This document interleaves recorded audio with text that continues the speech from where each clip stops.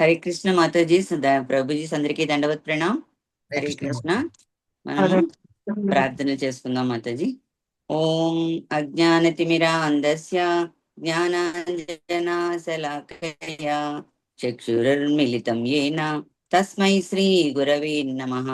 నమః ఓం విష్ణుపాదాయ కృష్ణ ప్రేష్టాయ భూతలే శ్రీమతే భక్తి వేదాంత స్వామిన్ ఇతి నామినే. నమస్తే సారస్వతే దేవే గౌరవాణి ప్రచారిణే నిర్విశేష శూన్యవాది పాశ్చాత్య దేశతారిణే. జయ శ్రీ కృష్ణ చైతన్య ప్రభో నిత్యానంద శ్రీ అద్వైత గదాధర శ్రీవాసాది గౌర భక్త బృంద. హరే కృష్ణ కృష్ణ కృష్ణ హరే హరే, హరే రామ రామ రామ హరే హరే.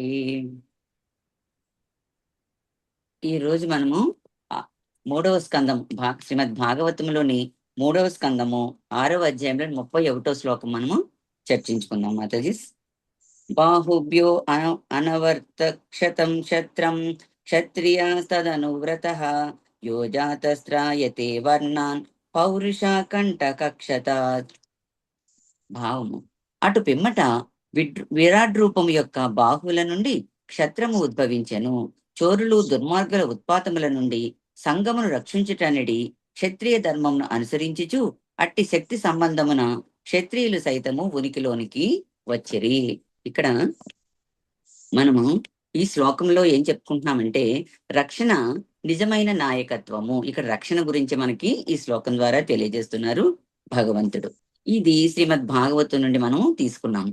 అయితే రక్షణ శక్తి ఆయన భుజాల నుండి ఉద్భవించింది. ఈ శక్తిని అనుసరించి క్షత్రియులు కూడా ఉద్భవించారు అన్నది మనకి ఇక్కడ తెలుస్తుంది. క్షత్రియుల యొక్క ప్రధాన కర్తవ్యం ఏంటండి? సమాజాన్ని దుష్టుల నుండి, తర్వాత దొంగల బారి నుండి, అన్ని ఇబ్బందుల నుండి రక్షించడం. ముందుగా ఈ సందర్భాన్ని మనం వివరించుకుందాం. ఈ శ్లోకం అర్థం చేసుకోవటానికి మనం ఈ సందర్భాన్ని గానీ మనం వివరించుకున్నాం అనుకోండి, ఈ శ్లోకం మనకి సులభంగా అర్థమవుతుంది. ఈ రోజు శ్లోకం ఏంటి? విరాట్ రూపంలోని అవయవాల గురించి ఉందన్నమాట. అవి రక్షణ కోసం ఉద్దేశించబడ్డాయి. విరాట్ రూపంలోని అవయవాలన్నీ కూడా రక్షణ గురించి మనకి ఉద్దేశించబడ్డాయి. ఇక్కడ దుష్టుల నుండి మరియు అంతరాయాల నుండి తర్వాత రక్షణ గురించి ఈ రోజు మనకి చర్చ ఉంటుంది. అయితే విరాట్ రూపం గురించి తెలుసుకోవాలి అంటే భౌతిక మూలకాలు ఎలా సృష్టించబడ్డాయి అని మనకి తెలుస్తుంది. అది వివరిస్తుంది అన్నమాట ఈ అధ్యాయం.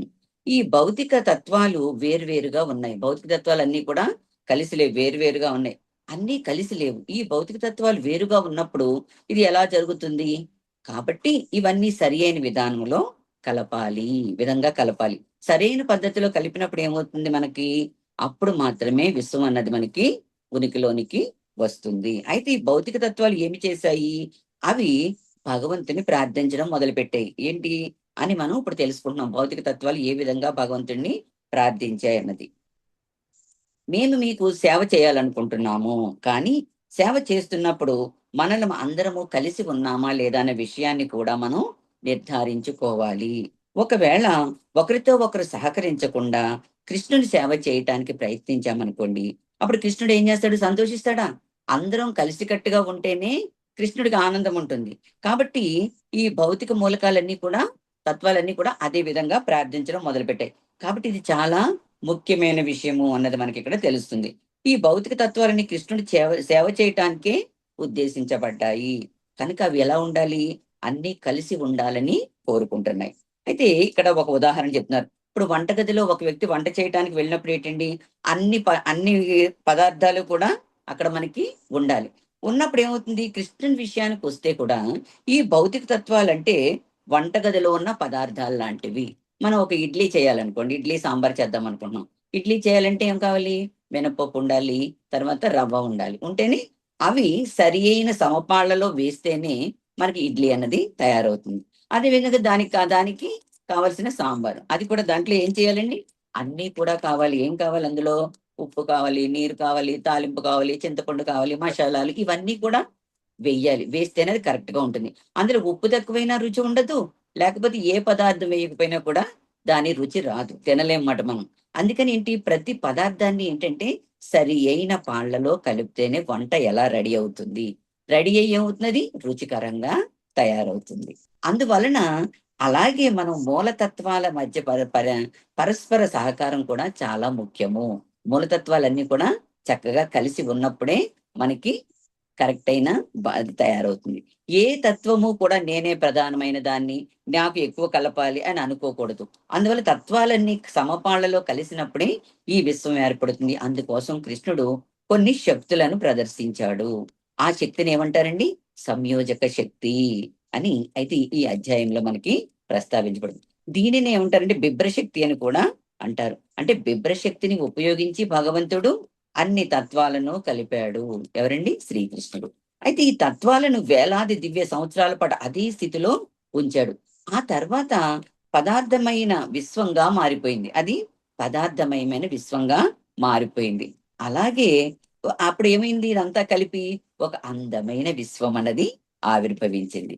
ఈ విధంగా ఏర్పడిన భౌతిక విశ్వానికి జీవం ఇవ్వటానికి శ్రీకృష్ణుడు గర్భోదక సాయి రూపంలో ఈ భౌతిక ప్రపంచంలోనికి ప్రవేశించాడు.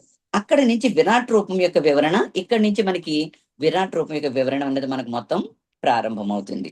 అంటే విశ్వము శ్రీకృష్ణ విరాట్ రూపంలో భాగమే అన్నది మనకి ఇక్కడ చెప్పబడుతుంది. అయితే ఈ విశ్వంలో ఎన్ని లోకాలు ఉన్నాయి, 14 లోకాలుగా విభజించబడింది. అవి ఏంటి, అధోలోకాలు, మధ్యలోకాలు, ఊర్ధ్వలోకాలని వివరించారు. అయితే ఈ లోకాలన్నీ కూడా విరాట్ పురుషుడు యొక్క శరీరంలోని పాదాలు, నాభి, తల మొదలగు భాగాలకు సంబంధించినవిగా మనకి చెప్పబడ్డాయి. ఈ విరాట్ రూపాన్ని వివిధ రూపాలుగా, వివిధ వర్ణాలుగా కూడా ఆధారంగా చేసుకొని మనకి వివరించవచ్చు. అంటే వివిధ రూపాలుగా గాని, వివిధ విధాలుగా, అంటే రంగును బట్టి, తర్వాత రూపాన్ని బట్టి కూడా మనం వివరించవచ్చు అన్నది కూడా మనకి ఇక్కడ చెప్పారు. అయితే ఇవన్నీ కూడా భగవంతుని భౌతిక రూపంలోని భాగాలు, భగవంతుని యొక్క భౌతిక రూపంలో భాగాలు అని చెప్తున్నారు. బ్రాహ్మణులు ఏంటి, తల భాగంలో ఉంటారు. క్షత్రియులు భుజాల భాగంలో ఉంటారు. వైశ్యులు తొడల భాగంలో ఉంటారు. ఇంకా శూద్రులు పాదం వద్ద ఉంటారు. కాబట్టి వారందరూ విరాట్ పురుషుడి నుండి ఉద్భవించారు. కాబట్టి విరాట్ పురుషుని రూపం ఏంటి, శాశ్వతమైన రూపము కాదు. ఇది దయచేసి అందరూ కూడా మనం అర్థం చేసుకోవాలి. విరాట్ రూపం ఒక శాశ్వత రూపం కాదు. ఇది ఏంటంటే ఇది పరమేశ్వరుడు, అంటే భగవంతుని యొక్క భౌతిక రూపము. ఎప్పుడు భౌతిక రూపం కాదు కదా, భౌతిక రూపం గురించి దీన్ని తెలుసుకునే ప్రయత్నం మనం చేద్దాం. ఆయనకి భౌతిక రూపానికి సంబంధించింది అంటే భౌతిక రూపం యొక్క ఉపమానంతో విరాట్ రూపం అనేది ఉంటుంది. కాబట్టి ఈ రోజు మనము విరాట్ పురుషుని యొక్క భుజాల నుండి జన్మించిన క్షత్రియుల గురించి తెలుసుకోబోతున్నాం. ఇదే ఈ కథ యొక్క ముఖ్యమైన విషయము. ఎందుకంటే భగవంతుడు తనకు ఎంత శక్తిని ప్రదర్శించాలనిపిస్తే అంత శక్తిని కూడా ప్రదర్శించగలడు. అది పూర్తిగా ఆయన సంకల్పంపైనే ఆధారపడి ఉంటుంది. మీరు దామోదరులలో మనం చూసామనుకోండి, ఏం చేస్తారు అక్కడ, ఇలాంటి ఎన్నో దివ్య శక్తులను ఆయన ప్రదర్శించారు. ఆయన మొదట ఏమనుకున్నారు, ఆయన అక్కడికి వెళ్ళి మైదానంకి వెళ్ళి ఆయన ఆడుకోవాలి, బయటకు వెళ్ళి ఆడుకోవాలనుకున్నారు. తర్వాత ఆయన ఆనందంగా ఉండటానికి ఆయన బయటకు వెళ్ళి ఆడుకోవాలనుకున్నారు. ఇక్కడ యశోదామాత యొక్క ప్రేమ యొక్క వాత్సల్య భావాన్ని, మాతృత్వం యొక్క వాత్సల్య భావాన్ని కూడా మనకి తెలియజేస్తుంది. అంటే కృష్ణుడు ఏమనుకుంది, ఆమె బంధించాలి, కృష్ణుడు ఆమె ఏమనుకుంది, బంధించాలని కోరుకుంది. కానీ కృష్ణుడు ఏమనుకుంటున్నాడు, బయటకు వెళ్ళి ఆడుకోవాలని కోరుకుంటున్నాడు. ఇక్కడ వాత్సల్య భావము, ప్రేమ రెండు కూడా మనకి వ్యక్తమవుతున్నాయి. అయితే కృష్ణుడు ఏం చేసిందండి, యశోదమాత కృష్ణుడి వెనక పరుగుపెట్టి ఆయన కట్టడానికి ప్రయత్నించింది. కానీ కృష్ణుడు ఏం చేశాడు, కృష్ణుడు తర్వాత ఏం చేశాడు, తర్వాత కొన్ని అబద్ధాలు చెప్పడం ప్రారంభించాడు. అయితే ఆయన చెప్పిన అబద్ధాలుగా మనకి కనిపించినప్పటికీ అవన్నీ కూడా నిజాలుగా మారిపోయాయి. కృష్ణుడు ఇక్కడ సత్యాన్ని ప్రదర్శించాడు. అంటే తప్పించుకోవడానికి ఏమి చెప్పినా కూడా అవి నిజమయ్యేలాగా చేశాడు ఆయన. ఆయన ఏం చేశాడు, ఆవిడ కట్టడానికి ప్రయత్నించినప్పటికీ కూడా అతని ఉదర భాగంలో ఏముంటుందండి, విస్తరింపజేశాడు. ఉదర భాగాన్ని అంటే పొట్టనేసాడు, పెద్దగా చేశాడు. అంటే ఇక్కడ దైవిక శక్తి ఉంది ఆయనలోని. అందుకని యశోదమాత ఎంత ప్రయత్నించేటప్పటికీ కూడా కృష్ణుడిని కట్టలేకపోయింది. అప్పుడు ఆయన ఏం చేశాడు, ఆవిడ యొక్క వాత్సల్య భావానికి కట్టుబడిపోయి ఆయన ఏం చేశారంటే ఆయన యొక్క విభూతి శక్తిని, అంటే ఆయనలో ఉన్న దైవిక శక్తిని ఆయన జాగ్రత్తగా తగ్గించుకున్నాడు. శుభ్రంగా తగ్గించుకునేసరికి అప్పుడు ఏమవుతుందండి, ఆవిడ చక్కగా కట్టగలిగింది. ఇవన్నీ కూడా వివిధ రకాలైన భగవంతుని యొక్క శక్తులు. కాబట్టి కృష్ణుని యొక్క వివిధ శక్తులు, ఈ శక్తులన్నీ కూడా ఎవరివి, భగవంతుడివే. అదే విధంగా ఈ భౌతిక శక్తి కూడా భగవంతుని శక్తులలో ఒకటి. అంటే బాహ్యశక్తి విశ్వం రూపంలో వ్యక్తమవుతుంది. బాహ్యశక్తి ఎక్కడ అవుతుందండి? మన విశ్వంలో చక్కగా వ్యక్తమవుతుంది. కాబట్టి మనం దీనిని భౌతిక భౌతిక విశ్వాన్ని మనం అర్థం చేసుకునే ప్రయత్నం చేద్దాం. లేకపోతే కృష్ణుడిని మనం ఈ శక్తిని అర్థం చేసుకోలేదంటే అనుకోండి, కృష్ణుడిని మనం గౌరవించలేము, అర్థం చేసుకోలేము, ఆయన శరణాగతి కూడా పొందలేము. అయితే మనకు కృష్ణుడిపై విశ్వాసం ఉండాలి కదా! మరి కొందరికి విశ్వాసం, కొందరికి ఇలా అనిపించవచ్చు. కృష్ణుడి భావన పెంపొందించుకోవటానికి ఈ సృష్టి గురించి, విరాట్ రూపం గురించి ఎందుకు తెలుసుకోవాలి? ఉం? ఈ విసృష్టిని అర్థం చేసుకోవాలా? ఎందుకు అర్థం చేసుకోవాలి? విరాట్ రూపాన్ని ఎందుకు అర్థం చేసుకోవాలి? విరాట్ రూపం అనేది భక్తులకు నేరుగా ఆరాధించే రూపం కాదు కదా! అయితే శ్రీమద్ భాగవతము 2వ స్కందంలో దీని గురించి ఎందుకు ఇంత వివరంగా వివరించారో మనం తెలుసుకుందాం. విరాట్ రూపాన్ని అర్థం అయ్యేటట్టుగా చేస్తున్నారు మనకి భగవంతుడు. దీని ఉద్దేశం ఒక్కటే, కృష్ణుడే దేవాది దేవుడు, సమస్తముకి ఆయనలోనే ఉంది అని దృఢమైన విశ్వాసం అన్నది మనకి, నమ్మకము మనలో కలగడం గురించి ఇదంతా కూడా వివరంగా మనకి చెప్తున్నారు. కృష్ణుడు ఎవరు? సర్వకారణ కారణుడు, సర్వోత్తముడు, సమస్త సృష్టి ఆయనలోనే నివసిస్తుంది. కాబట్టి విరాట్ రూపం మనం సరిగ్గా అర్థం చేసుకుంటే కృష్ణుని మరింత లోతుగా అర్థం చేసుకోగలుగుతారు అందరూ కూడా. అందుకే మీరు ఎక్కడ చూసినా, ఎక్కడ విన్నా, ఏం చేస్తున్నా ప్రతి చోట కూడా కృష్ణుణ్ణి దర్శించగలుగుతారు ఈ భౌతిక విశ్వంలో. అంటే ఇక్కడ మనకి ప్రతి చోట కూడా కృష్ణుడి యొక్క ఉనికిని మనం చక్కగా గుర్తించాలన్నది చెప్తున్నారు. అందుకే మనం విరాట్ రూపాన్ని అర్థం చేసుకోవాలి. కాబట్టి వివిధ దశల్లో ఏది కూడా శాశ్వతమైనది కాదు. ఇది కొంతకాలం వ్యక్తమై ఉంటుంది, తర్వాత మళ్ళీ అది అవ్యక్తమైపోతుంది అన్నది కూడా మనకి ఇక్కడ చెప్తున్నారు. శ్వాస తీసుకునే సమయంలో ఏమవుతుందండి? ఈ విరాట్ రూపము, ఈ విశ్వం అంతా కూడా విరాట్ రూపం కడుపులోకి వెళ్ళిపోతుంది. అప్పుడు ఇక్కడ అదే సమయం, అంటే ఈ సమయంలో మనం ఇంకోటి ఏంటంటే కారణోదక సాయి గురించి కూడా మనం ఇక్కడ చెప్పారు. అయితే ఈ విధంగా మనం అర్థం చేసుకోవాలి. ఏంటంటే ఇది, ఈ సమయం మనం ఆదా చేసుకోవాలి. ఈ పరపోటు నుంచి మనం నేర్చుకోవాల్సిన కొన్ని ముఖ్యమైన అంశాలు ఇచ్చారు ఇక్కడ. పాఠాలు ఇవన్నీ కూడా మనం తెలుసుకునే ప్రయత్నం చేద్దాం. ఈ రోజు మనం నేర్చుకునే అంశాన్ని వివరంగా చర్చించుకుందాం. ఈ రోజు మనం అర్థం చేసుకునే మొదటి విషయం ఏమిటంటే, నిజమైన నాయకత్వము అంటే అధికారం కాదు, రక్షణ చేయడము. నాయకత్వం అంటే ఏంటి? అధికారంలో ఉండడం అని కాకుండా, అధికారంలో ఉన్న వాళ్ళు ఏ విధంగా రక్షణ చేయాలి అన్నది మనకి ముఖ్య విషయం. ఏంటంటే క్షత్రియుడు ఒక పరిపాలకుడు, పాలకుడు అన్నది మనకి ఇక్కడ అర్థమవుతుంది. క్షత్రియుడు విరాట్ పురుషుని యొక్క భుజాల నుండి వచ్చాడు. క్షత్రియులు ఎక్కడి నుంచి వచ్చారండి? విరాట్ పురుషుని యొక్క భుజాల నుండి వచ్చారు. ఈ భుజాల నుండి వచ్చిన క్షత్రియుడు చక్కని బలమైన రాజు. అతనికి రక్షించే పవర్ కూడా ఉంటుంది. రక్షణ చేసే శక్తి ఎక్కడి నుంచి వచ్చింది? మనకి భుజాల నుండి ఉద్భవించింది అని చెప్తున్నారు. అయితే కాబట్టి క్షత్రియునికి ఉన్న శక్తి ఏంటి? రక్షణ కోసమే కాదు, రక్షణ కోసమే కానీ ఇతర ప్రయోజనాల గురించి కాదు. అంటే ప్రజలందరినీ రక్షించటానికి ఆ శక్తిని ఉపయోగించుకోవాలి, కానీ ఇతర ప్రయోజనాల గురించి ఉపయోగించకూడదు అన్నది కూడా మనకి ఇక్కడ తెలుస్తుంది. ఒకవేళ క్షత్రియులు శాస్త్ర ప్రకారము పరిపాలన చేయలేదనుకోండి, శక్తిని, ఐశ్వర్యాన్ని ప్రజల సంక్షేమం కొరకు వినియోగించకుండా అతని శక్తి సామర్థ్యాన్ని కానీ దుర్వినియోగం చేస్తున్నాడు అనుకోండి, అప్పుడు ఏమవుతుందండి? అతనికి ఉన్న శక్తి అన్నదంతా కూడా దుర్వినియోగం అయిపోతుంది. కానీ ఇక్కడ క్షత్ర అనే పదంలోకి నిజమైన అర్థం ఏంటి? రక్షణ. అలాగే శ్రీకృష్ణుడు కూడా మనందరికీ కూడా కొంత శక్తిని ప్రసాదించాడు. కాబట్టి క్షత్రియుని శక్తికి సంబంధించిన ఈ సూత్రాన్ని మన జీవితాలకు కూడా మనం అన్వయించుకోవాలి. మనం భక్తులము, క్షత్రియులం కాదు. కానీ అయితే క్షత్రియుల గురించి తెలుసుకోవడం ఒక భక్తుని కలిగే ప్రయోజనం ఏమిటి? క్షత్రియులకి రక్షణ ఇచ్చాడు, మనకు కాదు కదా, మనం భక్తులం కదా, మనల్ని రక్షించుకోవడం ఎందుకు అన్న ప్రశ్న కూడా వస్తుంది. క్షత్రియ ధర్మం పాలించడం, కానీ మనం పాలించం కదా. మనం పాలిస్తామా? మనం ఏం పాలించం. మరి క్షత్రియ ధర్మం ప్రజలను రక్షించడం అయితే మనం ప్రజలను రక్షించడానికి ఏమీ లేదు కదా. మనకి శారీరకమైన బలం లేదు, క్షత్రియులకు బలం ఉంటుంది, కానీ మనకి బలం లేదు. ఎందుకంటే మనం విరాట్ రూపం యొక్క ముఖ భాగాల నుండి వచ్చాము. అంటే మనమందరము కూడా బ్రాహ్మణులము అని చెబుతున్నారు ఇక్కడ మన శ్రీమద్ భాగవతం ద్వారా. అంటే బ్రాహ్మణులు సమాజంకి అంతటికీ జ్ఞానాన్ని ఏం చేస్తారండి? జ్ఞానాన్ని పంచుతారు. అయితే విరాట్ రూపుని ముఖానికి చెందిన వారం కాబట్టి రక్షించే, ప్రజలు రక్షించడానికి క్షత్రియులకు ఉంది, కానీ మనం క్షత్రియులకు ధర్మాన్ని ఎందుకు మనం నేర్చుకోవాలి అన్నది ఇక్కడ ప్రశ్న. మనము నాయకులమే కదా, మనము నాయకులమే కదా, మన అందరము ఎలాగా? మన స్థాయిలో అయినా మనం ఎవరో ఒకళ్ళకి నాయకత్వంలో ఉంటాం. ఎలాగా? మన పైన ఆధారపడిన వాళ్ళు ఎంతో మంది ఉంటారు. వారు కుటుంబ సభ్యులు కావచ్చు, మిత్రులు కావచ్చు, మన ఆఫీసులో పనిచేసే సహోద్యోగులు కావచ్చు, లేదా మన కింద పనిచేసే వాళ్ళన్నా అవ్వచ్చు. లేదా మన కుటుంబంలో భార్య, పిల్లలు, తర్వాత మన తల్లిదండ్రులు వీళ్ళందరూ కూడా వారి పట్ల కూడా మనకు బాధ్యత ఉంది కదా! అందుకని వాళ్ళని రక్షించే బాధ్యత మన మీద ఉంది అని ఇక్కడ వాళ్ళని ఏ విధంగా రక్షించాలి అంటే, భగవంతునికి సేవ చేసే విధంగా వాళ్ళని రక్షించాలి. అంటే ఇక్కడ భగవంతుడు మనకి ఏదైనా ఒక బాధ్యత ఇచ్చినప్పుడు పరమేశ్వరుడు అనుగ్రహంతో ఇచ్చాడు అని ఆ సేవను మనం జాగ్రత్తగా చేసేటట్టు మనం చూసుకోవాలి. ఈ విషయాన్ని మనం బాగా అర్థం చేసుకోవాలి అని చెప్తున్నారు ఇక్కడ. అంటే ఇక్కడ భౌతిక సుఖాలు అనుభవిస్తున్నామా? మనం ఏం చేస్తున్నాము? మనము ఈ గృహస్థ జీవితాన్ని కేవలం భౌతిక సుఖాలను అనుభవించడానికని భావిస్తే, ఏ శాస్త్రాలు ఏ మాత్రం అనుసరించకుండా గృహస్థ జీవితం గడిపామనుకోండి, ఏమవుతుందండి? మనకు అర్థం ఏంటి?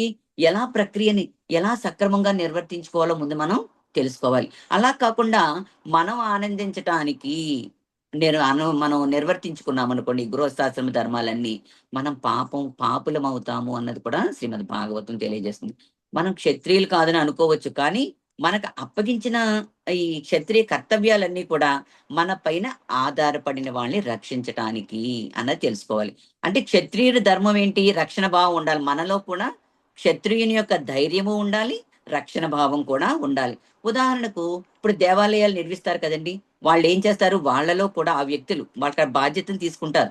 కార్యాలయాల వ్యవహారాలు చూసేవాళ్ళు క్షత్రియుని యొక్క లక్షణాలు ఉండాలట వాళ్ళలో. ఎందుకంటే ప్రతి భక్తుడు కూడా తనపై ఆధారపడిన వారిని భగవంతుని చేసే సేవగా భావించాలి. తన బాధ్యతలను శాస్త్రాల్లో చెప్పిన విధంగా నిర్వర్తించాలి. అందుకోసం ప్రతి ఒక్కరూ కూడా కొంతవరకు క్షత్రియ స్వభావాన్ని అవసరమని చెబుతుంది. అంటే వాళ్ళు ఏ కులంలో ఉన్నప్పటికీ కూడా క్షత్రియ ధర్మాలను కూడా అలవరుచుకోవాలి అన్నది మనకిక్కడ చెప్తున్నారు. అందుకని అతనిలో కొన్ని వైశ్యుని గుణాలు కూడా ఉండాలట. ఎందుకు? లేకపోతే అతను నిధులను సమీకరించలేడు. వైశ్యుని గుణాలు లేవనుకోండి, సరిగ్గా సక్రమంగా నిధులను సమీకరించలేడు. నిధులను సమీకరించలేకపోతే అతను ఏ విధంగా దేవాలయాల రోజువారీ క్రమాల్ని సమర్థవంతంగా నిర్వహించగలుగుతాడండి? నిర్వహించలేడు కదా!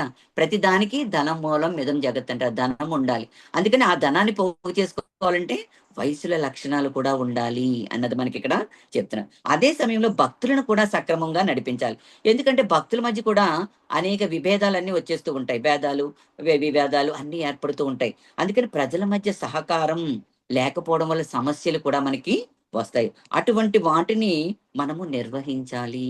ఎలా నిర్వహిస్తారు? ఎవరు నిర్వహిస్తారు?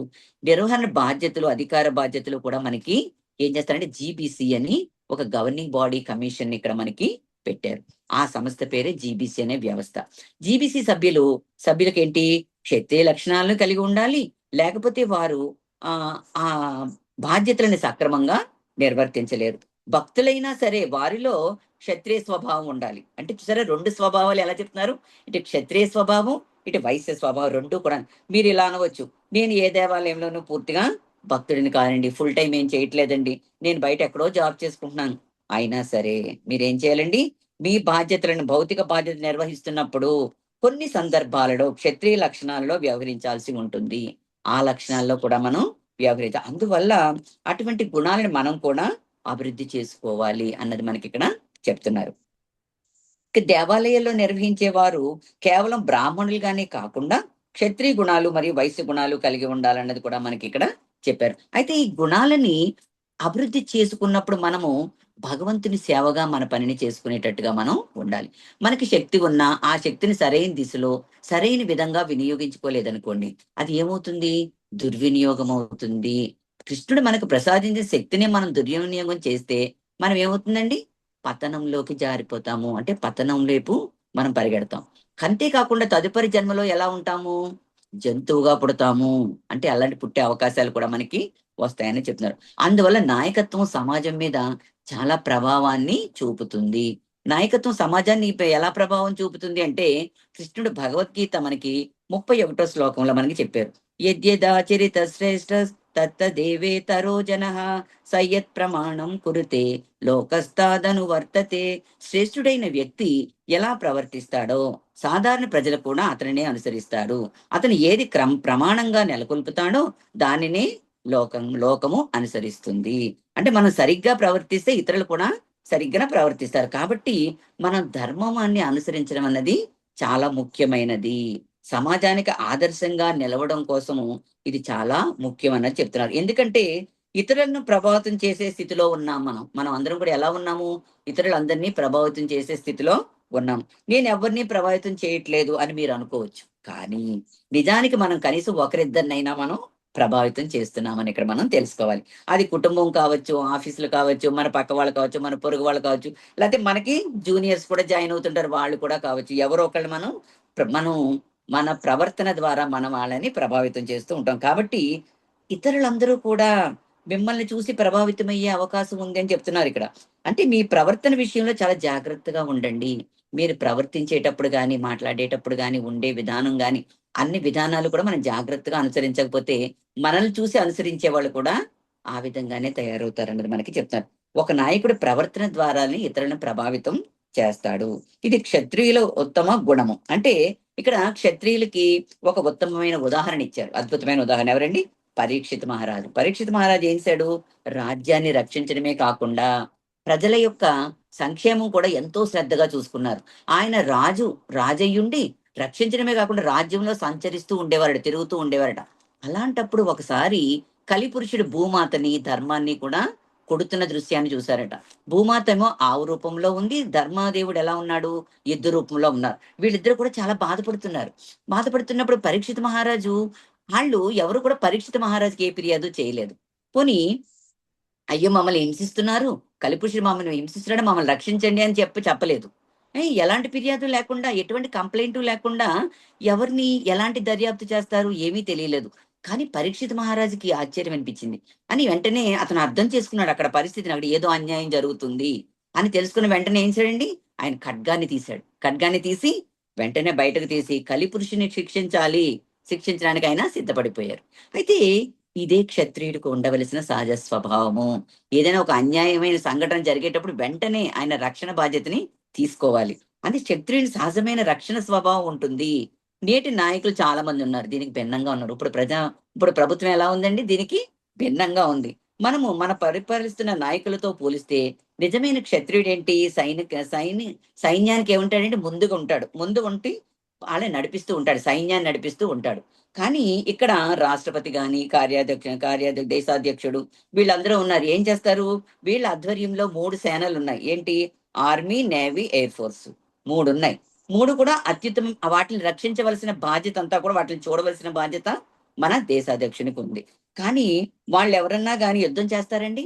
వాళ్ళెవ్వరు యుద్ధం చేయరు. ఎవరు కూడా ఎప్పుడు కూడా యుద్ధం చేయడం చూసారా? మనం ఎవరన్నా చూసామా? మన మినిస్టర్ గాని, మన ప్రైమ్ మినిస్టర్ గాని ఎవరన్నా యుద్ధం చేయడం చూసామా? ఎవరు రాష్ట్రపతి గాని ఎవరు యుద్ధం చేయడానికి వెళ్ళరు. వెనక ఉండి ఏం చేస్తారు? సలహాలు ఇస్తూ ఉంటారు. కానీ ఇది క్షత్రియ లక్షణమా? కాదు. ఎందుకంటే క్షత్రియుని మీద నిజమైన లక్షణం ఏంటి? వాళ్ళు ప్రజల కోసం అవసరమైతే తమ ప్రాణాన్ని కూడా సమర్పించడానికి సిద్ధంగా ఉండాలి. పరీక్షిత్ మహారాజు ఇలాంటి ఆదర్శాన్ని చూపించారు ఇక్కడ. అది చెప్తున్నారు ఇక్కడ. అంటే ఎవరైనా బాధపడుతున్నారని తెలిసిన క్షణంలో ఎవరన్నా తప్పు చేస్తున్నారా? ఎవరైనా అన్యాయం జరుగుతుందా? ఎక్కడైనా బాధపడుతున్నారా? ఎక్కడైనా హింస జరుగుతుందా? అన్నప్పుడు వెంటనే క్షత్రియుడు ఏం చేస్తాడు? చర్య తీసుకుంటాడు. అదే క్షత్రియుని యొక్క లక్షణమని మనకు క్షత్రియుని యొక్క లక్షణాన్ని చెప్పారు. అదే గుణాన్ని భక్తుల జీవితంలో అన్వయిస్తే మనం ఎవరిపై ఆధారపడుతున్నామో మనం గుర్తించాలి.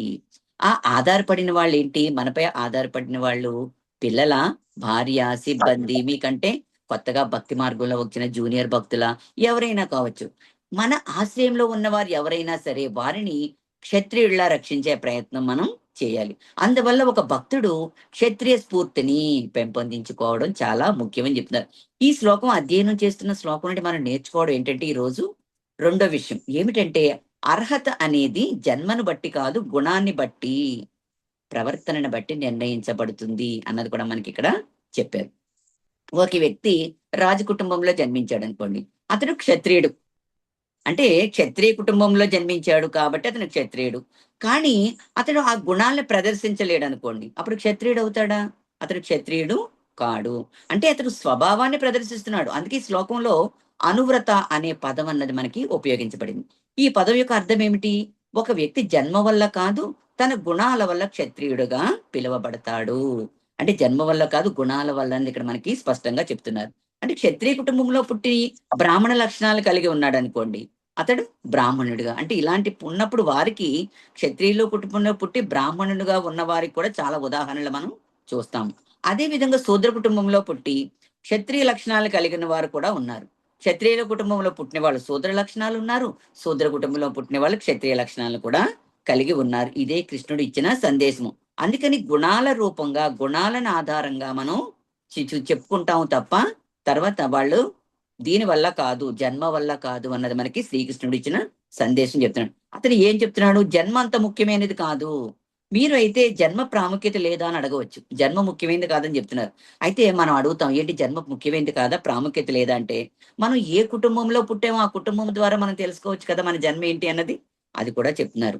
అందుకని మనము రూపాన్ని బట్టి గుర్తించవచ్చు. అలాగే మనము చర్మ రంగును బట్టి గుర్తించవచ్చు అన్నది కూడా మనకి ఇక్కడ చెప్తున్నారు. అయితే మనకున్న భౌతిక స్థితి గాని, సామాజిక స్థితి గాని కూడా గుర్తింపుకి ఉపయోగపడుతుంది. అది కొంతవరకు ముఖ్యమైనదే. మీకు అనుకూలంగా కూడా ఉంటుంది అన్నది మనకి ఇక్కడ చెప్పారు. అయితే భక్తియుత సేవ విషయానికొస్తే, మీరు ఒక బ్రాహ్మణ కుటుంబంలో జన్మించారనుకోండి. భక్తి వెంటనే భక్తుడిగా మారే అవకాశం ఉంటుంది. బ్రాహ్మణ కుటుంబంలో ఏంటండి, మొదటి నుంచి భక్తులుగా ఉంటారు కాబట్టి, మళ్ళీ భక్తి గురించి మనం ప్రత్యేకంగా ఎవరిని అడిగి తెలుసుకోవాల్సిన అవసరం ఉండదు. కానీ ప్రతి ఒక్కరూ ఎక్కువ సమానంగా భక్తులవుతారని అనుకోక్కర్లేదు. బ్రాహ్మణ కుటుంబంలో పుట్టిన వాళ్ళందరూ కూడా భక్తులవుతారు అన్నది కూడా మనం చెప్పం. ఒక చండాలుడు కూడా బ్రాహ్మణుని గుణాలను కలిగి ఉండవచ్చు. అందుకని ఏంటంటే, ఇక్కడ బ్రహ్మ రక్షణ అనేది భగవంతుడైన విష్ణువు నుండి వస్తుంది.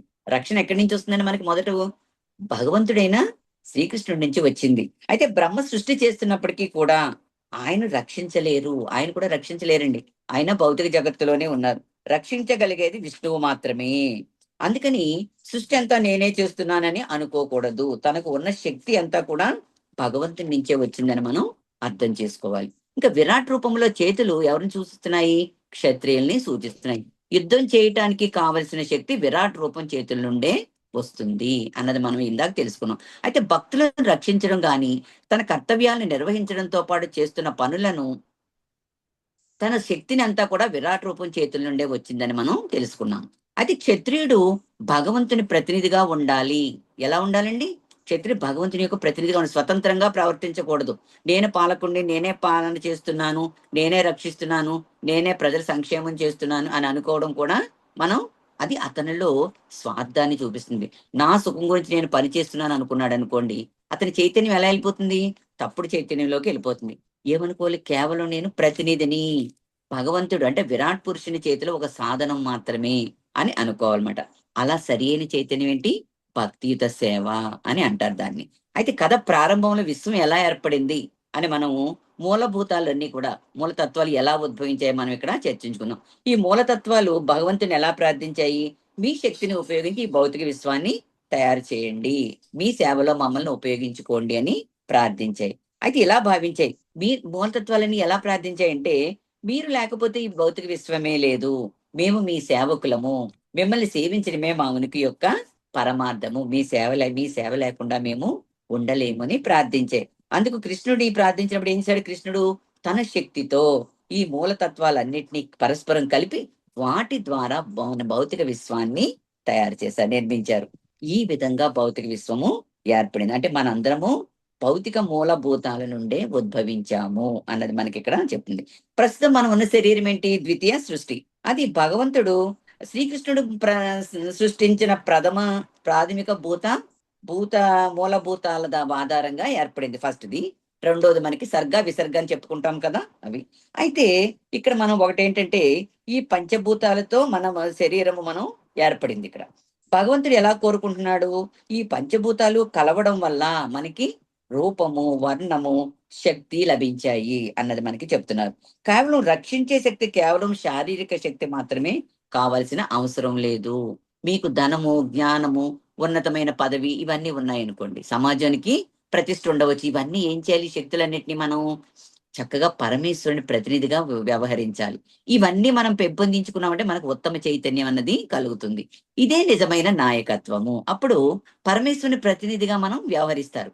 ఎలాగా? లేకపోతే నేను భగవంతుని సాధనం కాదు, నాకు నచ్చిందంతా నా శ్రమ వల్లనే వచ్చింది, నా ప్రతిభ వల్లనే వచ్చిందని అనుకున్నారనుకోండి, అప్పుడు ఏమవుతుంది? తప్పుడు చైతన్యంలోగా మారిపోతుంది. మనం అహంకారంలో, భావంలో పడిపోతాము. సరే, శ్రీకృష్ణుడు ఏం చేశాడు? శ్రీరాముడు ఒక క్షత్రియుడు. ఆయన చూస్తే ఆయన అనేక మందిని రక్షించారు. అలాగే మహర్షుల్ని రక్షించారు, సుగ్రీవుని రక్షించారు, విభీషణుని రక్షించారు. అంతేకాకుండా అయోధ్య పౌరులందరినీ కూడా రక్షించారు. అంతేకాదు తన సేవ చేసిన చిన్న ఉడతను కూడా ఆయన చక్కగా రక్షించారు. కాబట్టి ఎవరిని రక్షించాలి అనే విషయంలో ఆయన ఎటువంటి భేదభావము కూడా ఆయన చూపించలేదు. మనము వారు మనుషులైన, మహర్షులైన అందరినీ కూడా రక్షించారు. క్షత్రియుని జీవితం నుండి నేర్చుకోవలసిన ఒక ఇదేంటిది ఒక ముఖ్యమైన విషయం కూడా ఇదే. అందుకని ఇక్కడ దీనిని మన భక్తి జీవితానికి అన్వయించుకోవాలి. రక్షించడం గురించి భక్తి జీవితానికి ఎలా అన్వయించుకుంటే మనం భక్తునిగా వివిధ బాధ్యతల్లో ఉన్నవారిగా ఉండవచ్చు. మనకు అనేక బాధ్యతలు కూడా ఉన్నాయండి. ఆ బాధ్యతల్లో మనం ఇలా భక్తిని కూడా మనం అనుసంధానం చేసుకోవచ్చు. ఎలాగా ఉదాహరణ ఒక ప్రచారకుడిగా, ఒక అధ్యక్షుడిగా, ఒక సేవకుడిగా, ఒక ఉపాధ్యాయుడిగా, లేతే ఒక నిర్వాహకుడిగా, ఏదో ఒక నాయకుడిగా మనం ఉండవచ్చు. అయితే మనందరం కలిసి ఒక సంస్కార భావాన్ని పెంపొందించుకోవాలి. ఇతరులను సంరక్షించే బాధ్యత కూడా మనదే అనే దృక్పథాన్ని అలవర్చుకోవాలి. ఎందుకంటే ఎవరన్నా కొత్తగా భక్తులు వచ్చినప్పుడు వాళ్ళు వచ్చారులే, వాళ్ళే ఉంటారులే అనుకోకుండా వాళ్ళల్లో మనలో కలుపుకుంటూ ఐకమత్యాన్ని అలవాటు చేసుకోవాలి. భగవంతుని చైతన్యత ఈ విధంగా ఆలోచించాలి. మన చైతన్యం ఎవరి చైతన్యం? భగవంతుని యొక్క చైతన్యము. కనుక ఎందుకంటే భగవంతుడు మనకు ఈ శక్తి, పదవి, పేరు, కీర్తి, ప్రతిష్ట, సంపద ఇవన్నీ కూడా ప్రసాదించాడు. ఇవన్నీ కూడా మన పైన ఆధారపడిన వారిని రక్షించటానికి ఆయన ఇచ్చినది అని మనం ఇచ్చిన వరాలమాట ఇవన్నీ. అలా మనం అనుకోవాలి. ప్రతి ఒక్కరూ దీన్ని గుర్తుపెట్టుకోవాలి. ఎందుకంటే నేను కృష్ణుడి ప్రతినిధిని అనే భావనతో ఉండాలి. నేను కృష్ణుడి చేతిలో ఒక సాధనంగా భావించాలి. ఇక రక్షణ అంటే ఏంటి? సమస్త జీవులను రక్షించడం. రక్షణ అనేది కేవలము మనుషులనే కాదు. రక్షణ అనేది అందరికీ వర్తిస్తుంది. ఎవరెవరికి? శ్రీరాముడు చిన్న ఉడతను రక్షించాడు. శ్రీమద్ భాగవతం చూస్తే భగవంతుడు బ్రాహ్మణులు, శూద్రులు, క్షత్రియులు, కుక్కలు, చండాలు అందరికీ కూడా ఆహారాన్ని అందించాడు, అందరినీ రక్షించాడు. అందరి విషయాలన్నీ కూడా ఆయన పట్టించుకుంటున్నాడు. కానీ చాలా మంది ఏమనుకుంటున్నాడు? భగవంతుడు మనల్ని పట్టించుకోవట్లేదు అనుకుంటారు. అంటే మన చైతన్యం ఎలా ఉంది?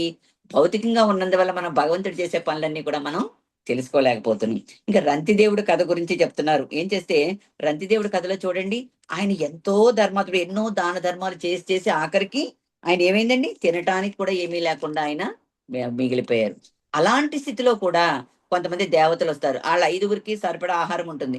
కొంత దేవతలు వస్తారు, దేవతలకు ఇస్తారు. తర్వాత చండాలుడు వస్తాడు, ఆహారం సమర్పించుకుంటారు. శూద్రులు వస్తారు, కుక్కలు వస్తాయి. అన్నిటికీ కూడా బ్రాహ్మణులు వస్తారు. అందరికీ ఆహారం ఇచ్చా కొంతే మిగులుతుంది. అంటే ఆయన ఏంటంటే తను ఈ లేకపోయిన తన దగ్గర ఉన్నంత వరకు దానం చెయ్యాలనే గుణం కలవాడు రంతిదేవుడు అన్నది మనం తెలుసుకోవాలి. ఇదే క్షత్రుని యొక్క గుణము. అంటే ప్రజల కోసం త్యాగం చేసే స్వభావమే నిజమైన క్షత్రియ లక్షణము. ఇక్కడ ప్రజలు అంటే ఏంటి? మనుషులే కాదు, జంతువులు, చెట్లు, పక్షులు అందరూ వస్తారు.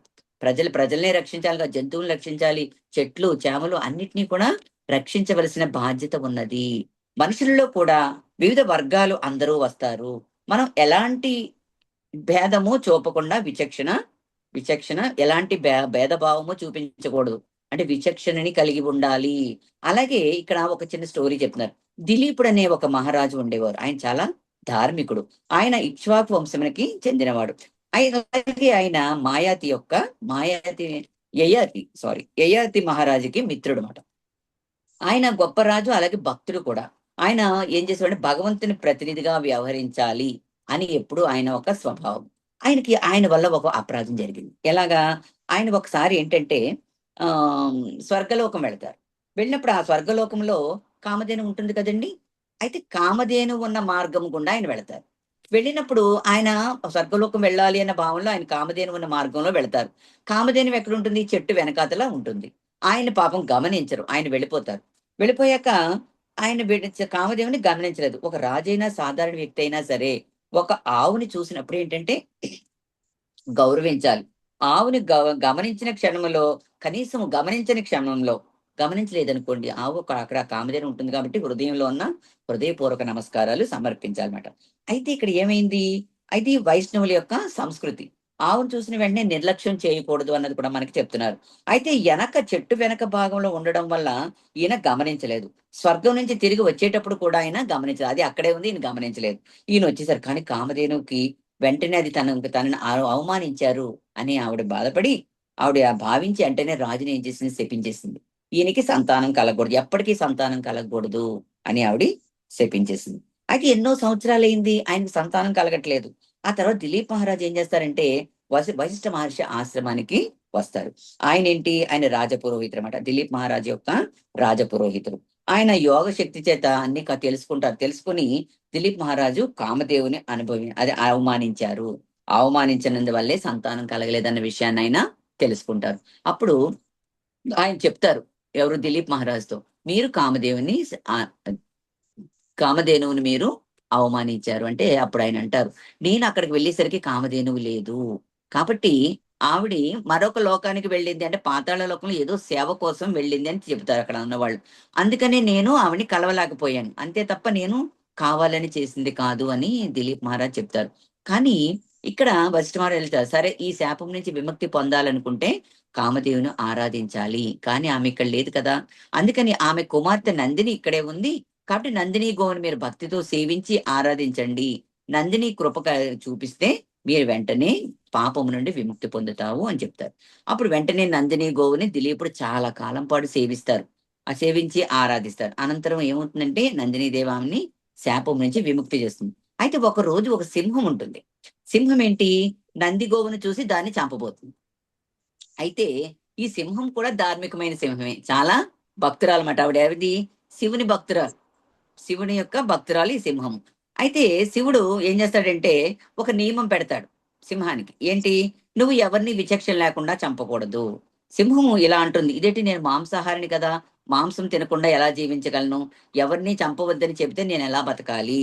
మరి అంటప్పుడు శివుడు అంటాడు, ఎవరైనా నీ చెట్టు దగ్గరకు వస్తే దాన్ని ఆహారంగా తీసుకో, లేదా వాటి నీడ, ఆ జంతువుల యొక్క నీడ గాని, ఏ ఏ జంతువు గాని మనిషి ఎవరైనా వెళ్ళినా ఆ నీడ గాని నీ చెట్టును దాటిందనుకో, అప్పుడు దాటినా గాని నువ్వు తీసుకోవచ్చు అని చెప్తారు. వెంటనే సరే అని చెప్పి ఏం చేస్తుంది, సరే పాపం ఎవరిని చంపదు, తన చెట్టు దగ్గరికి వచ్చిన వాళ్ళని చంపుతుంది. కానీ ఒకసారి నందిని గోవు ఏం చేస్తుందని చెట్టుని దాటుతుంది. దాటినప్పుడు ఏమవుతుంది, వెంటనే ఆవిడ తినడానికి, ఆవిడ తప్పదు కదా మరి, సింహం ఏం చేస్తుంది, నందిని గోవుని తినడానికి పూనుకుంటుంది. అయితే వెంటనే ఏం చేస్తాడంటే దిలీప్ మహారాజు ఆవిడ్ని రక్షిస్తారు. ఎలాగా, వెంటనే వాళ్ళిద్దరి మధ్యకి వెళతారు. నందిని గోవు ఉంటుంది, ఇటు సింహం ఉంటుంది, భక్షించడానికి ఆవిడ రెడీగా ఉన్నప్పుడు దిలీప్ మహారాజు వెళ్ళి సింహాన్ని వెంటనే ప్రార్థిస్తారు, నందిని గోవును వదిలిపెట్టి నన్ను నీవు ఆహారంగా స్వీకరించు అనేసి కళ్ళు మూసుకుంటారు. తన స్థానంలో నన్ను తిను, తనను తాను సమర్పించుకుంటారు. వెంటనే కళ్ళు మూసుకుంటే కళ్ళు తెరిచేసరికి అక్కడ సింహం ఉండదు, నందిని గోవు ఉంటుంది. అప్పుడు తెలిసి అప్పుడు నందిని ప్రత్యక్షమైన చెప్తుందన్నమాట, నేను నీకు పరీక్ష పెట్టాను, నువ్వు నీ యొక్క శ్రద్ధ ఎలా ఉంది, నువ్వు ఈ క్షత్రియ ధర్మం ఏ విధంగా పాటిస్తున్నావో తెలుసుకోవటానికి. ఎందుకంటే మనుషుల్ని మాత్రమే కాకుండా జంతువుల్ని గోవులు రక్షించడమే క్షత్రియుల యొక్క కర్తవ్యము అన్నది తెలియజేసుకోవడం కోసం ఈ పరీక్ష పెట్టానని చెప్తారు. కాబట్టి రాజు ఏంటంటే నిజమైన పాలకుడిగా, రక్షకుడిగా ఎలా ఉండాలన్నది మనకి చెప్పారు. అందుకని ఇంకా కలియుగంలో మన పాలకుల్ని ఆశ్రయించడం లేదు. మనం ఏం చేస్తున్నప్పుడు, ఇది వరకు నాయకులు ఏం చేసేవారండి, చక్కగా అందరినీ కూడా జాగ్రత్తగా సంరక్షణగా చక్కగా చూసుకునేవారు. కానీ ఇప్పుడు ఈ కలియుగంలో ఎలా ఉన్నారంటే పాలకులు ఎవరిని కూడా ఆశ్రయించట్లేదు. ఎవరిని ఆశ్రయిస్తున్నారు, బీమా కంపెనీ, ఇన్సూరెన్స్ కంపెనీలని ఆశ్రయిస్తున్నారు. పూర్వకాలంలో ఇన్సూరెన్స్ అనే వ్యవస్థ ఉండేది కాదు. ఎవరికైనా ఏదైనా జరిగింది అనుకోండి, వెంటనే ఆ కుటుంబ బాధ్యతను రాజులే తీసుకునేవారు. అక్కడ ఒక ఉద్యోగం ఏదో ఒకటి ఇచ్చి ఆ కుటుంబాన్ని ఆదుకునేవారు, ప్రజలందరినీ కూడా రక్షించేవారు. కానీ నేటి పరిస్థితి ఎలా ఉంది, పాలకులపై మనం ఆధారపడలేదు. ఇంట్లో ఒక వ్యక్తి సంపాదిస్తున్నాడు అనుకోండి, ఆ వ్యక్తి గాని మరణించాడు అనుకోండి, ఆ కుటుంబం పరిస్థితి ఏమవుతుంది, ఆ మరణించిన వ్యక్తి ఏదైనా ఇన్సూరెన్స్ చేస్తే ఆ ఇన్సూరెన్స్ తాలూకు డబ్బులు వస్తే వీళ్ళు బతకడానికి ఉపయోగపడుతుంది. లేకపోతే వాళ్ళ పరిస్థితి ఎలా ఉందంటే ఎవరు ఆలనా పాలన చూసేవాళ్ళు ఎవరు లేకుండా అయిపోయింది. ఇదే నేటి పరిస్థితి. కానీ మనం భగవంతుని ఆశ్రయించట్లేదు, అలాగే ఆయన ప్రతినిధుల్ని పొందట్లేదు. భగవంతుని ఆశ్రయాన్ని పొందడానికి బదులుగా మనము ఎల్ఐసి ఆఫీసులు, అంటే ఎల్ఐసి పాలసీలను ఆశ్రయిస్తున్నామని శ్రీల ప్రభుపాదుల వారు కూడా ఒకసారి సరదాగా ఈ విషయాన్ని ప్రస్తావించారు. కాబట్టి బోధనలు యొక్క సందేశం ఏమిటంటే, మనము ప్రకృతి పట్ల కరుణని కలిగి ఉండాలి. జంతువుల పట్ల, ప్రకృతి పట్ల, పర్యావరణం పట్ల పూర్తిగా కరుణాభావంతో మనం ఉండాలి. ఇక్కడ ఏంటి, పురుష అనే విషయానికి వస్తే నిజమైన పురుషుడు ఎవరండి, విష్ణువు అని. ఇది అత్యంత చాలా ముఖ్యమైన విషయము.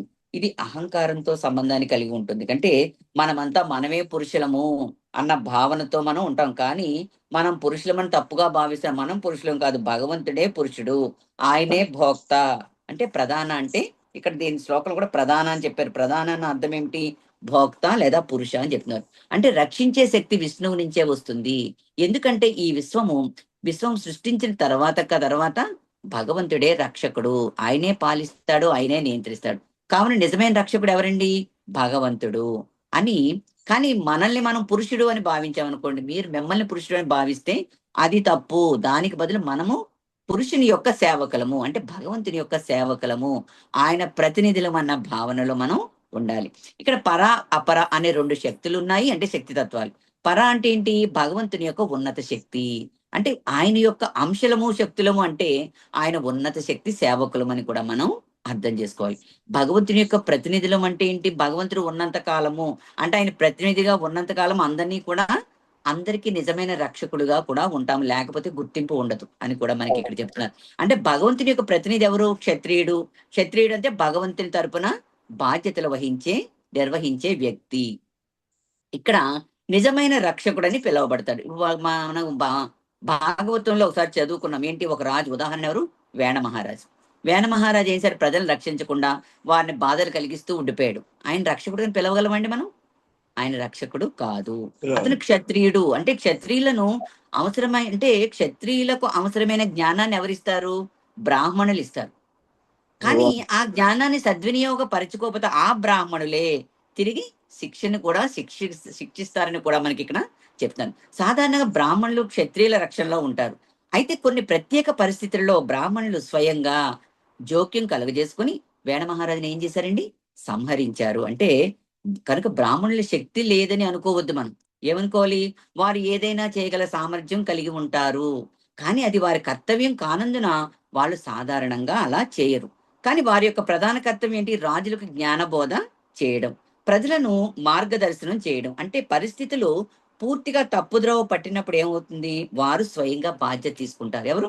బ్రాహ్మణులు స్వయంగా బాధ్యత తీసుకుంటారు. వేణ మహారాజ్ ఆయన సంఘటనలో కూడా ఇదే నిరూపించమైంది. ఇక్కడ మనం గ్రహించాల్సిన విషయం ముఖ్యమైనది ఏమిటంటే, మనం నియంత్రించే వారము కాదు, రక్షించే వారము కాదు. మనం భగవంతుని చేతిలో ఒక సాధనాలు మాత్రమే. సాధనం వంటి వాళ్ళము, అంటే పనిముట్లు వంటి వాళ్ళమని మనం తెలుసుకోవాలి. భగవంతుడే నియంత్రించే వాడిని కూడా మనం తెలుసుకోవాలి. కురుక్షేత్రంలో మొదట అర్జునుడు అన్ని తానే చేస్తున్నాను, తానే రక్షిస్తున్నాను, తానే చంపుతున్నాను అన్న భావనలోకి వచ్చాడు. కానీ కృష్ణుడు భగవద్గీత మొత్తం ఉపదేశించిన తర్వాత ఏమన్నాడండి? తాను కేవలం కృష్ణుడి చేతిలో ఒక సాధనం మాత్రమే అని అర్జునుడు గ్రహించాడు. అంటే నిమిత్త మాత్రుడు అని తెలుసుకున్నాడు అర్జునుడు. కాబట్టి నీకు నచ్చిన విజయాలు, నీ శక్తి, కష్టము, ప్రతిభ ఇవన్నీ కూడా నీ శక్తి వల్లనే వచ్చాయని మన శక్తి వల్ల మనకు వచ్చాయని మనం అనుకోకూడదు. ప్రతిభ ఇవన్నిటిని ఎవరిచ్చారు? భగవంతుడి యొక్క ప్రసాదించిన శక్తులు అని భావించుకోవాలి. ఈ విధంగా భావించుకోకపోతే ఏమవుతుంది? సమాజము కూడా అభివృద్ధి సాధనలో తగ్గిపోతుంది. అయితే అర్హత కలిగిన నాయకులు అవసరము. అర్హత కలిగిన నాయకులందరూ కూడా మనకి ఈ ప్రపంచానికి అవసరం. ఇక్కడ చెప్పినట్లు ఆదర్శవంతంగా ఉండాలి నాయకులందరూ కూడా. నాయకులు ఆదర్శం చూపించలేదనుకోండి, సమాజం ఏమవుతుందండి? అతను క్షీణిస్తాడు, సమాజం కూడా పతనం చెందే స్థితికి వస్తుంది. ప్రభుత్వ తమ వ్యాఖ్యానాల్లో విశ్లేషణ ఇస్తున్నారు. నేటి నాయకులు చాలా మంది వ్యాపారాలు చేసేవారు ఉన్నారు. వారందరూ శూద్రులు అని చెబుతున్నారు. అంటే వారు వ్యాపార రంగానికి చెందినవారు, వైశ్యులు మరియు శూద్రులు. వ్యాపార రంగానికి చెందిన వాళ్ళందరూ కూడా వైశ్యులు, శూద్రులు. అంటే రజోగుణము తమోగుణ ప్రభావంలో ఉన్నారని అర్థము. రజోగుణము తమోగుణంలో ఉన్న వ్యక్తి రాజ్యాన్ని పరిపాలించడానికి తగినవారు కారు. కానీ ఈ రోజుల్లో రాజకీయ నాయకులను చూస్తే అలాంటి అర్హతలు వారికి లేవు. అంటే అయినప్పటికీ ఎవరైనా పాలకులుగా మారుతున్నది. ఎవరైనా సరే, ఎటువంటి వారైనా పాలకులుగా అందుకే అవినీతి చాలా ఎక్కువగా ఉంటుంది. ప్రజల యొక్క సంక్షేమం కూడా సరిగ్గా జరగటం లేదు. వారు అధికారాన్ని ఆస్వాదించాలనుకుంటున్నారు, ప్రజలకు రక్షకులుగా మారటం లేదు. కాబట్టి కలియుగంలో సమాజంలో బ్రాహ్మణులు, క్షత్రియులు లేరు. జ్ఞానాన్ని అందించే బ్రాహ్మణ వర్గము, రక్షణ కల్పించే క్షత్రియ వర్గం పూర్తిగా కనుమరుగైపోయింది. మనమందరము శూద్రులము మరియు వైశ్యులము. సమాజంలో బ్రాహ్మణులు, క్షత్రియులు లేకపోవడం వల్ల మనకు రక్షణ లేదు. అదే సమయంలో మనకు సరైన జ్ఞానం కూడా లేదు, రక్షణ కూడా లేదు అని చెప్తున్నారు. రక్షించే శక్తి లేకపోవడం వల్ల మనము ఇతరులపై ఆధారపడుతున్నాం. ఉదాహరణ ఏంటంటే, మనం ఇన్సూరెన్స్ కంపెనీలపై ఆధారపడుతున్నామని చెప్తున్నారు. దుర్యోధనుడు కూడా ఒక నాయకుడే. ఆయనకు అపారమైన సంపద ఉంది, పెద్ద సైన్యం ఉంది, శక్తి ఉంది, విద్య ఉన్నాయి, అన్నీ ఉన్నాయి. కానీ ధర్మం లేదు ఆయన దగ్గర. ఏమైందండి? ఫలితం ఏమైంది? దాని ఫలితం ఏమైంది? 18 అక్షోహిణీల సైన్యం ఉంది ఆయన దగ్గర. అంతా కూడా నాశనం అయిపోయింది. తర్వాత ఆయన కారణంగా యోధులు మాత్రమే కాదు, ఎంతో మంది, మొత్తం రాజ్యంలో తీవ్రమైన నష్టం కూడా జరిగింది. అందుకే నాయకుల గుణాలు చాలా ముఖ్యమైనవి. నాయకుడు ఆదర్శప్రాయంగా ప్రవర్తించలేదనుకోండి, మొత్తం సమాజం క్రమంగా పతనమవుతుంది. దీనికి విరుద్ధంగా యుధిష్ఠిర మహారాజు పాలన చూడండి.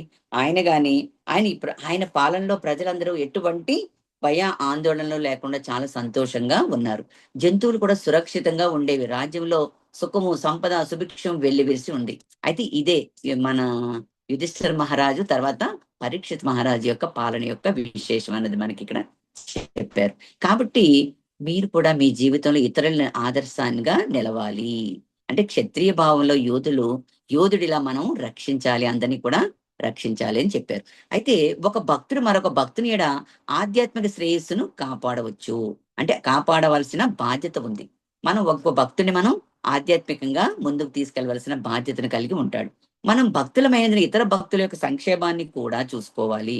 కనీసం ఒక్క వ్యక్తినైనా కృష్ణుడికి మనం పరిచయం చేయాలి, కృష్ణ చైతన్యంలోకి తీసుకురావాలి. ఆ వ్యక్తికి మీరు అందించే నిజమైన రక్షణ.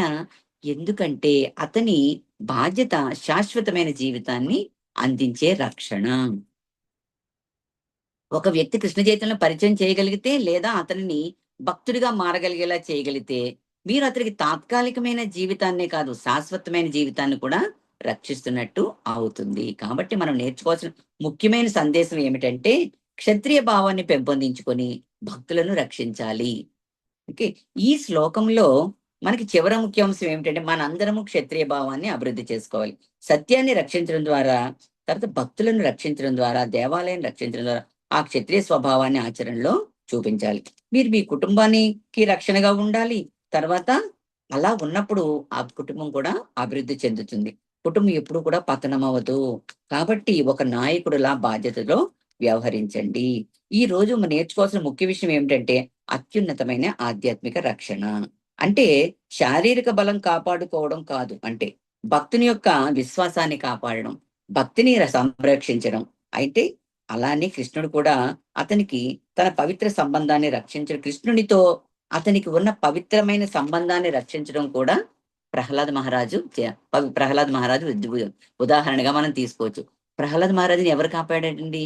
శ్రీల ప్రభుపాదుల వారు చెప్తున్నారు, కలియుగ ప్రజలను రక్షించడానికి ప్రభుపాదుల వారు కలియుగంలో ప్రజలను రక్షించడానికి ఆయుధాలు పట్టారని అనుకుంటున్నారా? లేదు. ఆయన ఏం చేశారు? శ్రీమద్ భగవద్గీత సందేశాన్ని అందించారు అందరికీ. అదే ఆయన చేసిన మహోన్నత రక్షణ. ఆధ్యాత్మిక జ్ఞానాన్ని అందించడం ద్వారా అనేక మందిని రక్షించారు ఆయన. అదే విధంగా ఈ శ్లోకం ముగించే ముందు ఒక విషయం కూడా మనం తెలుసుకుంటాం. కరుణ లేని బలం చివరికి హింసగా మారుతుంది. అంటే మనకి మీకు బలం ఉండాలి, దానితో పాటు కరుణ కూడా ఉండాలి మనకి అందరికీ. అంటే అప్పుడే బలమైన చేతులకు మృదువైన హృదయం ఉంటుంది. చేతులు బలంగా ఉంటాయి, కానీ హృదయం ఎలా ఉండాలండి? మృదువుగా ఉండాలి. సరే, మన బలమైన మృదువైన హృదయం అవసరము. దీనికి బలం ఉన్న దానికి సరైన ఉద్దేశం కోసం ఉపయోగించకపోతే అది ఏమవుతుంది? హింసగా మారిపోతుంది. హనుమంతుడు ఏం చేశాడండి? అపారమైన బలం కలిగి ఉన్నాడు హనుమంతుడు. ఆయనకున్న బలాన్ని ఆయన నియంత్రించేవారు. ఎప్పుడు కూడా అవసరం లేని చోట అవసరం లేని చోట ఉపయోగించేవారు. కానీ అనవసరంగా ఆయన ఎప్పుడు బల ప్రదర్శన చేయలేదు. వినయంగా ఉండాల్సి వస్తుంది, చాలా వినయంగా ఉండేవారు. కఠినంగా ఉండాల్సిన చోట కఠినంగా ఉండేవారు. పోరాటం చేయాల్సిన ఆయన పోరాడేవారు. అలాగే అవసరమైన చోట హనుమంతుడు పోరాడాడు. ఆయన ఏం చేశాడో తెలుసా అండి? హనుమంతుడి లక్షణం మొత్తం లంకనంతా కూడా దహనం చేశాడు. అంటే పెద్ద పర్వతాన్ని అవసరమైనప్పుడు ఏం చేశారండి ఆయన? పెద్ద పర్వతాన్ని, లక్ష్మణుడి గురించి పెద్ద పర్వతాన్ని పెకిలించి మోసుకొని వచ్చాడు బలం. కానీ సీతామాత దగ్గరికి వచ్చినప్పుడు ఆయన ఎలా ఉన్నారు? వినయ విధేయతలతో, ఎంతో వినయ విధేయతలతో చక్కగా చేతులను జోడించి నమస్కరించి శ్రీరాముడు ఇచ్చిన ఉంగరాన్ని ఆవిడకి అందించారు. ఆవిడ చెప్పిన మాటలన్నీ చక్కగా శ్రద్ధగా విన్నారు. తర్వాత ఆవిడతో ఎంతో మృదువుగా మాట్లాడారు. ఇందువల్ల నిజమైన బలం ఉంటే ఎల్లప్పుడూ శారీరక శక్తిని ప్రదర్శించడం కాదు. నిజమైన బలం అంటే ఏంటి? శారీరక శక్తిని ప్రదర్శించడం కాదండి. అది నిజమైన బలం అంటే కరుణ, దయతో ప్రవర్తించడం అని కూడా మనం ఇక్కడ అందుకని ఏం చెప్తున్నారు? మీరు కూడా కరుణతో ఉండండి. ఇది మరింతగా బాగా అర్థమయ్యేలా ముగింపు ఒక చిన్న కథ తెలుసుకుందాం. ఒక సింహం ఏంటంటే అడవిలో తిరుగుతూ ఉంటుంది. దానికి పంజాలో ఒక ముళ్ళు గుచ్చుకుంటుంది. సింహం అంటే ఏంటి? అందరికీ భయమే. అయితే ఆ ముళ్ళుని తీయటానికి ఎవరు సహాయం చేయడానికి, సింహానికి సహాయం చేయడానికి ఎవరు ముందుకు రాలేదు. అందరూ అక్కడి నుంచి పారిపోతున్నారు దాన్ని చూసి, అంటే భయం. అయితే దాని దాని ముళ్ళు నిజానికి దానికేంటి సహాయం కావాలి. దాని పంజాలో ఉన్న ముళ్ళు తీసేయాల్సిన బాధ్యత ఎవరో ఒకళ్ళు తీసుకోవాలి. లేతే దానికి తనంతట తాను తీసుకోలేని పరిస్థితిలో సింహం చాలా బాధతో విలపిస్తుంది. అప్పుడు ఎవరు సహాయం చేయట్లేదు. అది విలపిస్తుంది. అప్పుడు గొర్రెల కాపరి ఒకడొస్తాడు. వచ్చి అతనికి పెద్దగా శక్తి లేదు. కానీ కరుణ ఉంది. అయ్యో! సింహం ఇంత బాధపడుతుందని వెంటనే సింహం మీద కరుణ వస్తుంది. జాలి కలుగుతుంది. వెంటనే సింహాన్ని చూసి రాజులు అందరూ పారిపోయినప్పటికీ కూడా ఆయన ఏం చేస్తారంటే ఆ సింహం పంజాలో ఉన్న ముళ్ళు తీసేసి దాన్ని రక్షిస్తారు. రక్షించేసరికి అందరూ కూడా ఆశ్చర్యపోతారు. అయితే గొర్రెల కాపరి సింహం దగ్గరికి వెళ్లి పంజాల ముళ్ళు తీసేసారు. అన్నీ అయిపోయింది. కొంతకాలం గడిచిపోతుంది. కొంతకాలం గడిచిపోయాక ఒక సందర్భంలో ఏం చేస్తారంటే సింహం ఎదురుకుంటా గొర్రెల కాపరిని నించోబెడతారు. అంటే పనిష్మెంట్ ఇవ్వాల్సిన పరిస్థితి ఏర్పడింది. గొర్రెల కాపరిని నించోబెట్టేసరికి అంటే అక్కడ ఏం చేయాలి సింహము? ఇతన్ని చంపాలి. కానీ గొర్రెల కాపరిని ఆ సింహం గుర్తుపడుతుంది. అయ్యో! నేను బాధలో ఉన్నప్పుడు రక్షించిన వ్యక్తి ఇతనే అని. అందరూ నన్ను వదిలేసి వెళ్ళిపోయారు. కానీ ఇతను వచ్చి నాకు సహాయం చేశాడని గుర్తిస్తుంది. అతనికి ఎలాంటి హాని చేయదు. చేయకుండా తన్ని వదిలిపెడుతుంది. ఎందుకంటే దీని అర్థం ఏమిటి? సింహానికి శక్తి ఉన్నప్పటికీ తనపై కరుణ చూపించిన వ్యక్తికి హాని చేయకూడదని తెలుసుకుంది. తెలుసుకొని ఈ కథలో మనకు తెలిసింది నీతి ఏంటంటే కరుణ సహాయం చేసే గుణము మరియు ఉపకారాన్ని గుర్తించుకోవడం ఎంత గొప్పవో నేర్పిస్తుంది మనం. చూసారండి? కాబట్టి అందరూ భయపడాల్సిన అవసరం లేదు. అయితే మీరు సింహం దగ్గరికి వెళ్లి సహాయం చేయాలని కూడా దీని అర్థం కాదు. పరిస్థితిని బట్టి సహాయం చేయాలని దీని అర్థము. ఒక భక్తుడు అందరినీ రక్షించడం ద్వారా మంచి గుణాలను పెంపొందించుకుంటాడు. అదే నిజమైన బలము. అదే నిజమైన నాయకత్వము. ఇతరులను రక్షించకుండా నిజమైన నాయకత్వం అన్నది ఉండదు. Okay Mataji. Hare Krishna. Thank you Matajis. Mataji Hare Krishna. దండ ప్రణామం మాతాజీ. దండవత్ ప్రణామం. ఒక భక్తుడు దండ ప్రణామాలు. దండవత్ ప్రణామం మాతాజీస్. మాతాజీ దండవత్ ప్రణామం. ఏం మాతాజీ దండవత్ ప్రణామం. భాగవతమా మాతాజీ? దండవత్ ప్రణామం. దండవత్ ప్రణామం మాతాజీస్. హరే కృష్ణ మాతాజీ, దండవత్ ప్రణామం మాతాజీ. దండవత్ ప్రణామం. Bhagavatam Bhagavatam Mataji. Bhagavatam. Okay. Yes, Mataji. Short time లో ట్రాన్స్లేషన్ అయింది. ఇంత చక్కగా విశ్లేషణాత్మకంగా చెప్పారు మాతాజీ. Thank you Mataji. చాలా ఇది బాగా మన శిక్షా చెప్పారు. గురువుల యొక్క బ్లెస్సింగ్స్ మాతాజీ. గురు మహారాజ్ యొక్క బ్లెస్సింగ్స్ Yes, అంటే మాతాజీ. Yes, మీకు మాతాజీ. అర్థమైందని అనుకుంటున్నాను మాతాజీ. తప్పులేమన్నా ఉంటాయి అర్థమైంది, క్షమించండి. అర్థమైంది. మాతాజీ హరే కృష్ణ మాతాజీ. బ్రాహ్మణుడు అవసరమైతే తను అన్ని రకాల వర్ణాలను ప్రదర్శించాలి. ఒక బ్రాహ్మణ ధర్మాన్ని ప్రదర్శించాలి, అవసరమైతే క్షత్రియ ధర్మాన్ని ప్రదర్శించాలి భక్తుడు. Yes, so madam. వైశ్య ధర్మాన్ని కూడా ప్రదర్శించాలి. అలా Yes, మాతాజీ. ప్రదర్శిస్తేనే చాలా ఉపయోగం భక్తులు చెప్తున్నారు. సమాజాన్ని చేయగలుగుతాడు. Yes, అంతేగాని మాతాజీ. సో భక్తుడుగా ఉన్నవాడు కేవలం బ్రాహ్మణుడుగానే కాదు, తన సందర్భం Yes. తగ్గట్టుగా అన్ని వర్ణాల్లోకి వెళ్ళి చేయాలి. అంతేగా ఎస్ మాతాజీ? మాతాజీ. ఎస్ మాతాజీ. అప్పుడు అందుకే కదా మాతాజీ వేణ మహారాజుని చూడండి. ఆయన అవును, అవును. దుర్మార్గమైన పనులు చేస్తూ అందరిని హింసిస్తూ ఉంటే ఏం అవును. చేశారు? బ్రాహ్మణులే బ్రాహ్మణులు అందరూ కలిసి ఆయన ఆయనకి వధిస్తారు. జ్ఞానబోధ చేసిన బ్రాహ్మణులే ఆయన మళ్ళీ ఏంటి? సంహరించారు. ఉమ్. అంటే బ్రాహ్మణుల యొక్క ధర్మం అది కాకపోయినప్పటికీ అక్కడ ధర్మం అవును. తప్పినప్పుడు అతను హింసించే బాధ్యత కూడా వాళ్ళే తీసుకుంటారు అనేది మనకి ఇక్కడ చాలా అంటే చక్కగా వివరించారు. రాజ్యాన్ని అయితే మాతాజీ చక్కగా ఇంకొకటి పాలించిన రాజు అధర్మపరుడైనప్పుడు అయితే బ్రాహ్మణులు వాళ్ళు ఆయనను శిక్షించే అధికారాన్ని కలిగి ఉంటారని అర్థం కదా yes Mataji. Yes Mataji. Yes Mataji. Mataji అయితే మనకి హరే కృష్ణ మాతాజీ, ఇప్పుడు శుద్ధ భక్తులు ఇప్పుడు కొంతమంది గుణాతీతంగా ఉంటారు కదా, ఏ గుణాన్ని కలిగి ఉండరు. అటువంటి వాళ్ళకి ఇది వర్తిస్తుంది కదా మాతాజీ? ఎస్ మాతాజీ. ఎస్ మాతాజీ. ఇప్పుడు అంటే గుణాలు పరశురాం కూడా మన సందర్భానుసారం మనం ఉపయోగించుకోవాలి. ఇక్కడ క్షత్రియ గుణాన్ని, ఇక్కడ వైశ్య గుణాన్ని అందరినీ కూడా ఉపయోగించుకోవాలి. ఒక బాధ్యత అన్ని మనం ఒక దేవాలయ ప్రదర్శిస్తున్నారు. కార్యక్రమాలు చెప్పారు చూడండి. ఒక దేవాలయ బాధ్యత నిర్వహించేటప్పుడు ఇక్కడ వైశ్య గుణాలు ఉండాలి, క్షత్రియ గుణాలు ఉండాలి. అవును, అంటే రక్షించే బాధ్యత ఉండాలి, తర్వాత నిధులను అవును, సమకూర్చే బాధ్యత కూడా ఉండాలి. ఎంత చక్కగా వివరించారు చూడండి మన అవును. మన పరశురాముడు కూడా శిక్షా అంతే గురువు. కదా మాతాజీ? అద్భుతంగా పరశురాముడు అనిపించింది నాకు ఇది చదువుతుంటే. అసలు Yes, మాతాజీ. ఎంత భావం వచ్చిందంటే జీవితం ధన్యమైపోయింది అనిపించింది. అంటే ఇంత వివరంగా కూడా మనం చెప్పవచ్చా అన్నది అవును. ఈ ట్రాన్స్లేషన్ ద్వారా నాకు చాలా బాగా అర్థమైంది మాతాజీ. ఆయన అయితే అవును మాతాజీ. పరశురాముడు సేమ్ క్వశ్చన్ ప్రభువుకి విశ్వామిత్రుడు ధన్యవాదాలు కూడా మాతాజీ. ఒక రాజు పరశురాముడు క్షత్రియుడు ఎట్లా బ్రాహ్మడు ఇది అవుతాడు అని అదే అడుగుదాం అనుకున్నాను. సేమ్ సుభాంగి మాతాజీ అడిగారు సేమ్ క్వశ్చన్.